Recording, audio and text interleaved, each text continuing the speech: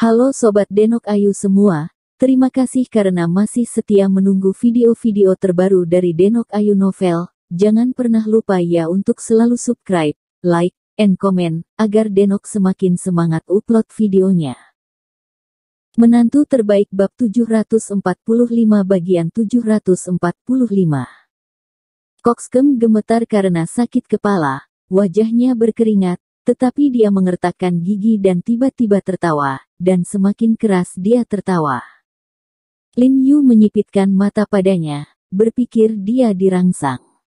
He Jiarong, karena kamu tahu bahwa aku adalah anggota vihara, izinkan aku memberitahumu bahwa vihara kita tidak pernah melepaskan musuh kita. Jika kamu membunuhku, maka kamu akan tinggal di vihara sepanjang hidupmu. Selama perburuan, Anda tidak akan bebas sampai Anda mati. Setelah jengger itu tersenyum, dia terengah-engah, dan matanya sangat dingin dan dia melirik Lin Yu, dengan nada berbahaya yang kuat di nadanya. Lin Yu sedikit mengernyit, dan berkata dengan lemah, urutan kata-katamu sepertinya terbalik. Tepatnya, seharusnya aku, yang mengumpulkan biaramu sampai anggota terakhir biaramu meninggal. Di dalam hati Lin Yu, organisasi Shenmu yang memiliki hati yang tamak untuk Tiongkok adalah organisasi yang harus dihilangkan, bahkan Sword Master League di belakang organisasi Shenmu tidak dapat dihindarkan di masa depan. Itu membunuh begitu banyak rekan seperjuangan. Jemaat secara alami harus disingkirkan. Oleh karena itu, bahkan jika biara tidak datang kepadanya di masa depan, dia mungkin akan membawa orang-orang ke perbatasan untuk membantu Eriehe sepenuhnya menyingkirkan biara. Hahaha. Kokskem tertawa lebih keras ketika dia mendengar ini, seolah-olah dia telah mendengar lelucon yang konyol. Dia mencibir, He Jiarong, ketika Anda melihat kekuatan biara kami, Anda akan tahu betapa bodohnya Anda. Pada saat itu, biara kami akan membunuh kalian semua di Departemen Intelijen Militer satu persatu. Saat membicarakannya, jengger itu tiba-tiba menjerit lagi, karena belati di tangan Lin Yu menghantam pahanya lagi. Masyarakat monastikmu begitu kuat, hidupmu masih di tanganku. Aku membunuhmu, semudah membunuh ayam. Lin Yu menatapnya dan berkata dengan acuh tak acuh, ada semacam ekspresi mendominasi dalam ekspresinya. Juga, saya beritahu Anda, di masa depan, saya akan membunuh salah satu dari Anda di biara, dan setiap dari mereka akan membunuh Anda. Semudah itu. Kepala jengger itu tercekik oleh kata-kata Lin Yu dan wajahnya memerah. Karena amarahnya, dadanya jatuh dan dia bernapas segera. Tiba-tiba, dia menyadari bahwa bahkan jika dia bertarung, dia bukanlah lawan Lin Yu. Oke, ayo bicara, apa yang kamu lakukan di biara? Lin Yu langsung mengeluarkan jarum perak tipis dan bersiap untuk menggunakan jarum penggigit tulang. Yang paling dia takuti adalah orang yang tangguh seperti kepala jengger. Selama satu jarum jatuh, dia masih akan menangis. Jengger itu bersenandung dingin dan melirik Lin Yu dengan dingin. Tiba-tiba, ada suara mendengus di antara bibir, dan kemudian kulit jengger itu langsung berubah menjadi ungu dan biru, dan hitam tebal mengalir dari mulut. Darah merah. Ekspresi Lin Yu bergerak ketika dia melihat ini. Dia menepuk dada Kokskem dengan cepat, dan membuka mulutnya. Segera setelah dia membuka mulutnya, dia menemukan bahwa mulut Kokskem penuh dengan darah, dan hampir setengah dari lidahnya hampir jatuh. Turun. Kilatan kejutan melintas di mata Lin Yu. Jelas, dia tidak menyangka kepala bajingan ini begitu kejam padanya. Kamu harus tahu bahwa orang biasa tidak bisa menahan rasa sakit seperti ini. Dapat dilihat bahwa kepala sombong ini tumbuh dalam organisasi yang sesat. Kamu memang punya tulang belakang, tapi ada harga yang harus dibayar untuk punya tulang belakang. Karena kamu memilih mati dalam kesakitan, maka aku akan memenuhimu.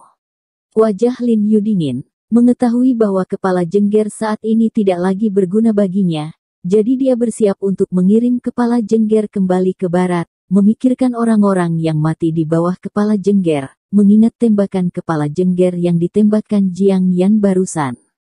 Tembakan dingin, Lin Yu secara alami tidak bisa membiarkan sakit kepala Jengger mati dengan cepat.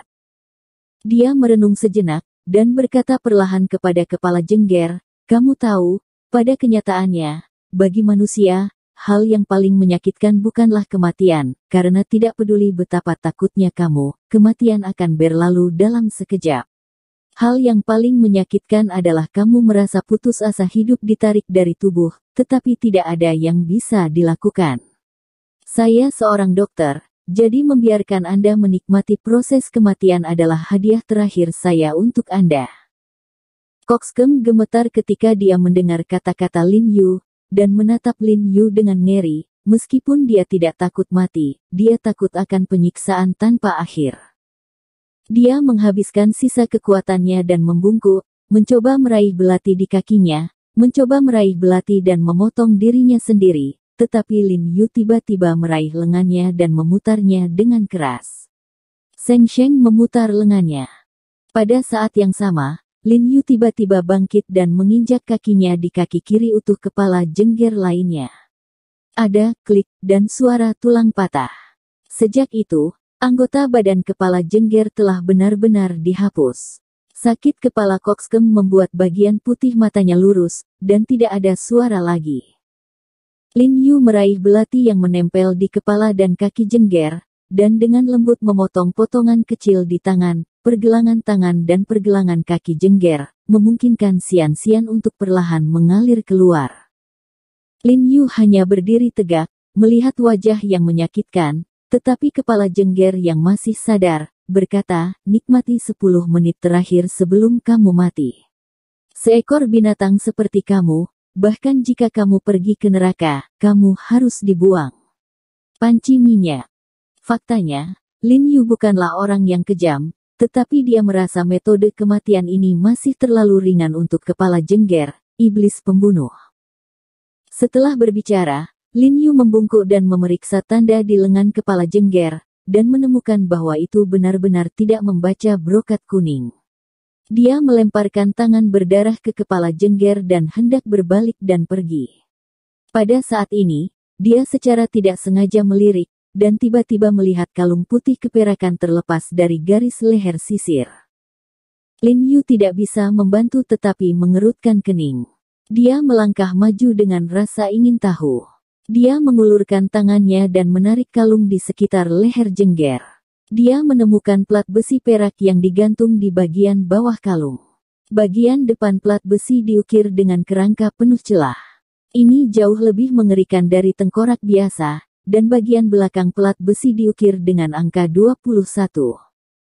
Lin Yu melihat dari dekat plat besi, lalu melirik kepala Jengger yang matanya menjadi kabur, dan dengan hati-hati menyingkirkan plat besi itu, lalu berbalik dan dengan cepat melipat ke arah di mana dia baru saja berlari. Kembali. Tepat ketika dia berada di tengah jalan, dia kebetulan bertemu dengan sekelompok polisi dan tentara yang membawa anjing polisi ke sisi ini. Lin Yu mengarahkan mereka ke arah umum di mana kepala Jengger itu, dan meminta mereka untuk melihat ke arah itu perlahan-lahan. Dia tahu bahwa bahkan jika sekelompok orang ditemukan di sana, kepala Jengger itu sudah mati. Akun publik, hitung mundur, Jiang Yan telah mengubahnya. Benar saja, ketika polisi menemukan Coxcomb, tanah tempat Coxcomb terbaring sudah penuh dengan darah.